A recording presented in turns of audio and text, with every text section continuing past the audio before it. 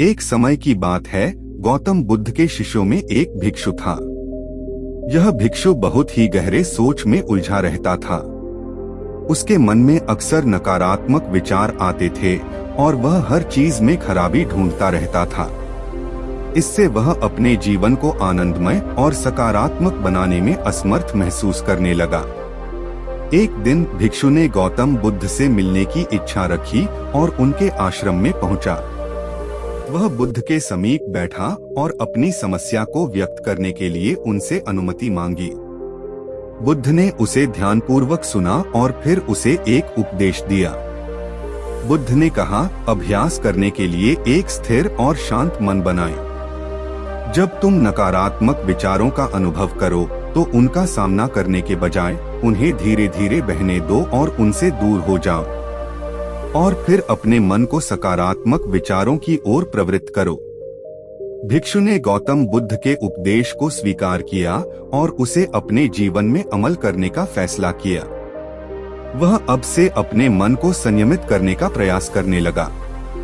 धीरे धीरे भिक्षु ने अपने जीवन की हर स्थिति को सकारात्मकता से देखना और संभालना सीखा।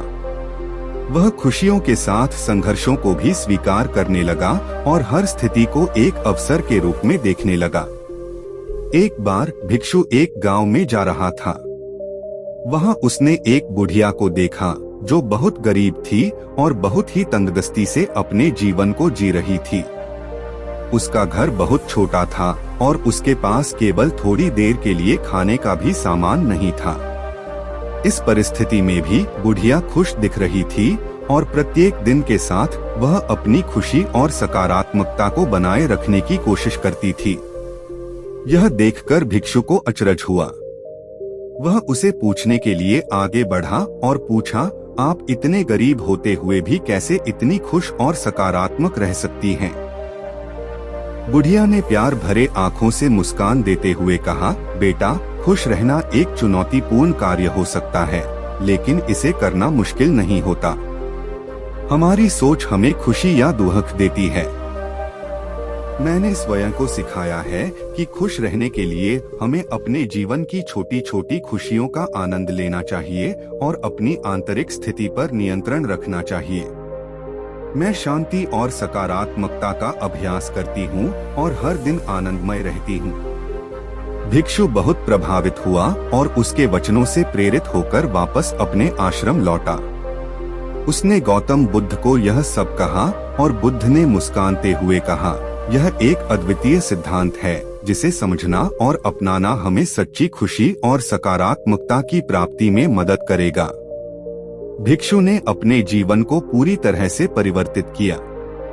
अब वह हर परिस्थिति को सकारात्मक रूप से स्वीकार करता था और नकारात्मकता के बदले में सदैव सकारात्मकता की खोज में था। उसने खुशी को अपने जीवन का महत्वपूर्ण हिस्सा बना लिया और नकारात्मक विचारों को अपने मन से दूर रखा। धीरे धीरे उसका जीवन सकारात्मकता, आनंद और खुशी से परिपूर्ण हो गया। उसका मन शांत और स्थिर था और उसे हर चीज में सकारात्मकता और सुंदरता दिखाई देने लगी।